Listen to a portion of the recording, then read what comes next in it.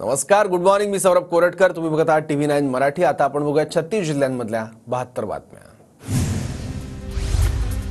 येत्या 3 ते 4 महिन्यात स्थानिक स्वराज्य संस्थांच्या निवडणुका होतील. जसा विजय विधानसभेत मिळाला तसाच विजय स्थानिक स्वराज्य संस्थांच्या निवडणुकीत मिळवायचा आहे. देवेंद्र फडणवीसांचे पदाधिकारी कार्यकर्त्यांना आदेश.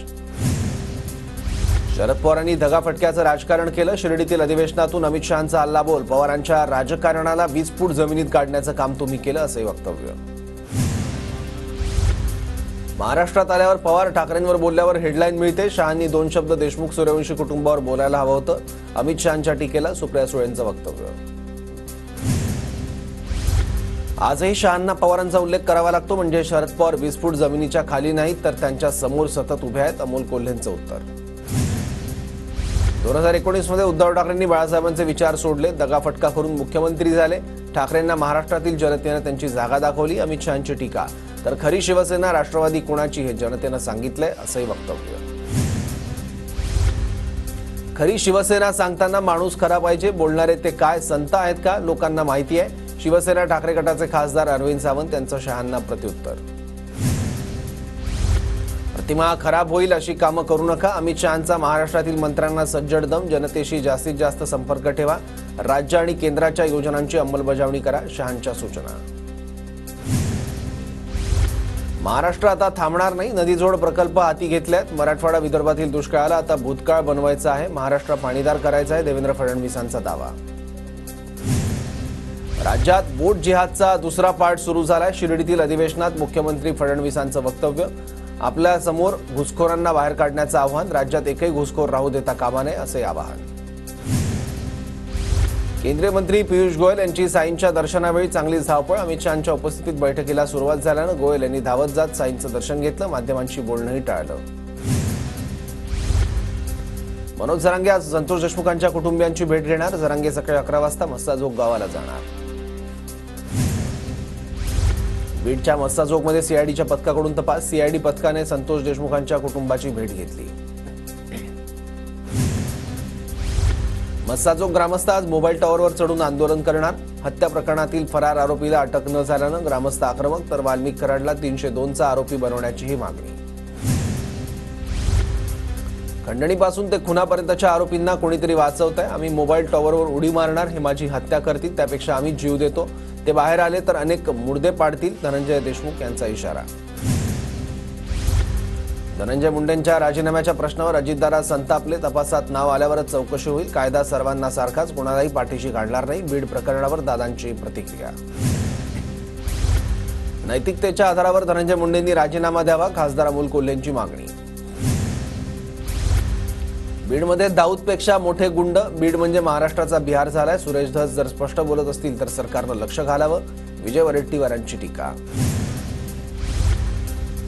मुंडेंचा सपोर्ट असल्याशिवाय आरोपींची एवढी हिंमत होणार नाही. देशमुख प्रकरणात धनंजय मुंडेंनी नैतिकदृष्ट्या राजीनामा द्यावा, ठाकरे गटाच्या अंबादास दानवेंची मागणी. तपास वाल्मिक कराडपर्यंत पोहोचताच थांबल्यासारखा वाटतो. बीड हत्या प्रकरणात गुन्हा दाखल न करण्यासाठी कोणाचे फोन आले, कॉल रेकॉर्ड काढा, संदीप क्षीरसागरांची मागणी. बीडमधील शस्त्र परवाना प्रकरणी जिल्हाधिकाऱ्यांची 100 जणांना नोटीस. शस्त्र तात्काळ जमा करण्याचे जिल्हाधिकाऱ्यांचे आदेश. वाल्मिक कराडचाही शस्त्र परवाना रद्द.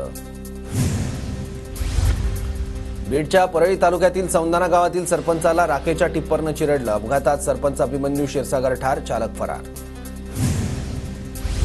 परळीत अद्याप अवैध वाहतूक सुरू. बेडघर नामक राख माफियाच्या टिप्परकडून सरपंच क्षीरसागरांच्या गाडीला धडक. अपघात की घातपात, तपासावं लागेल. भाजप आमदार सुरेश धसांना संशय. परळीतील सरपंचांच्या मृत्यूप्रकरणी कोणावरही संशय नाही. धडक देणाऱ्या टिप्पर चालकाला अटक करण्याची मागणी. हा अपघात कोणावरही शंका नाही, सौंदाणाच्या गावकऱ्यांची प्रतिक्रिया. मागे जे झालं ते लाडक्या बहिणींना अर्पण, पण आता नियमात न बसणाऱ्यांनी स्वतःहून नावं काढून घ्यावी, अन्यथा दंडासह वसुली करणार. छगन भुजबळांचा बोगस लाडक्या बहिणींना इशारा.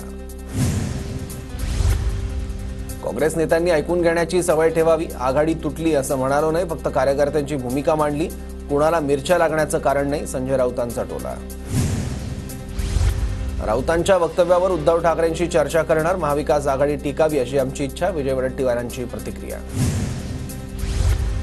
इंडिया आघाडी किंवा मवियातील पक्षात एकवाक्यता नाही. निवडणुकीनंतर त्यांचं सगळं विस्कळीत झाल्याचं चित्र दिसतंय. भाजपच्या अशोक चव्हाणांची प्रतिक्रिया.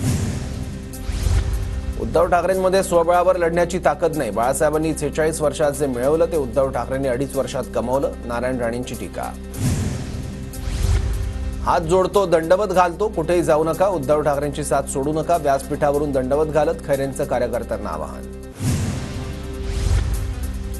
आमदार बनून त्रासलोय, मलाही वाटतं मंत्री व्हावं. शपथविधीच्या 8 दिवस आधी सांगितलं होतं कॅबिनेटमध्ये शपथ घ्यावी लागणार, पण सकाळी फडणवीसांचा फोन आला आणि यावेळी थांबा, भविष्यात भरपाई करतो असं सांगितलं.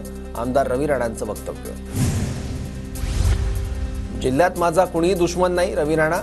विरोधकांनी चहा पिण्यासाठी बोलवलं तर जाईल. आमदार रवी राणांचं वक्तव्य. तर चहा पिण्यासाठी आधी तसं वातावरण करावं लागेल. बच्चू कडूंची प्रतिक्रिया. पालकमंत्रीपद अडलं नाही, 1-2 अपवाद आहे. जानेवारी अखेरपर्यंत पालकमंत्रीपदाचं वाटप होईल. मंत्री भरत गोगावलेंची माहिती.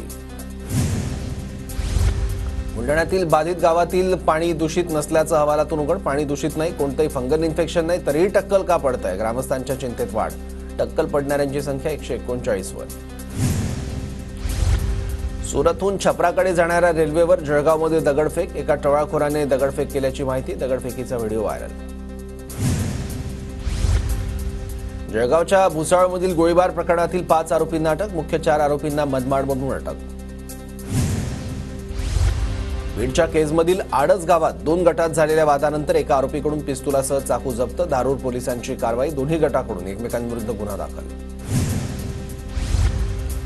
कल्याण डोंबिवलीत मुलींवरील अत्याचाराविरोधात नागरिकांचा एल्गार. छत्रपती शिवाजी चौकात मानवी साखळी आंदोलन. दोषींना फाशीची शिक्षा देण्याची मागणी. साताऱ्यात किल्ले अजिंक्य ताऱ्यावर स्वाभिमान दिवस मोठ्या उत्साहात साजरा. अजिंक्य ताऱ्यावर नागरिकांची गर्दी. विधानसभा निवडणूक 2024च्या उमेदवारांच्या खर्चाची तपासणी पूर्ण. धुळे विधानसभा निवडणुकीत 21 उमेदवारांकडून लाखो रुपयांचा खर्च. धुळे तालुक्यातील तिघी गावात खंडेराव महाराजांच्या यात्रोत्सवाला सुरुवात. यात्रोत्सवानिमित्त तगतरावाची मिरवणूक. मोठ्या संख्येनं भाविकांची गर्दी. नंदुरबार जिल्ह्यातील कोळदा खेतिया महामार्गाचं तापी नदीवरील पुलाचं काम संथ गतीनं सुरू. लवकरात लवकर नवीन पूल तयार करून देण्याची वाहनधारकांची मागणी. नंदुरबार जिल्ह्यात हवामानात बदल होत असल्यामुळे लहान मुलांमध्ये साथीचे रोग वाढले. जिल्हा सामान्य रुग्णालयासह खासगी रुग्णालयांमध्ये लहान मुलांची गर्दी. सर्दी खोकल्याचा त्रास. नंदुरबार बाजार समितीत सफेद ज्वारीची मागणी वाढली. मागणी वाढल्यानं ज्वारीला 3,000 ते 3,500 दर. शेतकऱ्यांमध्ये समाधानाचं वातावरण. नंदुरबार बाजार समितीत सफेद ज्वारीची मागणी वाढली. मागणी वाढल्यानं ज्वारीला 3,000 ते 3,500 दर. शेतकऱ्यांमध्ये समाधानाचं वातावरण. नंदुरबारमधील अवकाळीमुळे नुकसानग्रस्त शेतकऱ्यांना अद्याप भरपाईची प्रतीक्षा. पीक विमा काढूनही भरपाई न मिळाल्यानं शेतकऱ्यांमध्ये नाराजी. धुळ्याच्या शिरपूर तालुक्यातील तराडी परिसरात टरबूजाची लागवड. शेतकऱ्याकडून मल्चिंग पेपरसह सुधारित पद्धतीचा वापर. तालुक्यात 200 हेक्टरवर टरबूज लागवड होण्याचा अंदाज. पुण्यातील कात्रजमधून 43 लाख किमतीचे अंमली पदार्थ जप्त. गुन्हे शाखेच्या पथकानं केलेल्या कारवाईत 2 किलो चरस आणि 1 किलो गांजा जप्त. सांगली जिल्ह्यामध्ये अवैध कॅफे शॉपचा प्रश्न पुन्हा ऐरणीवर. मिरजेतील कॅफे शॉपची पोलिसांकडून पाहणी.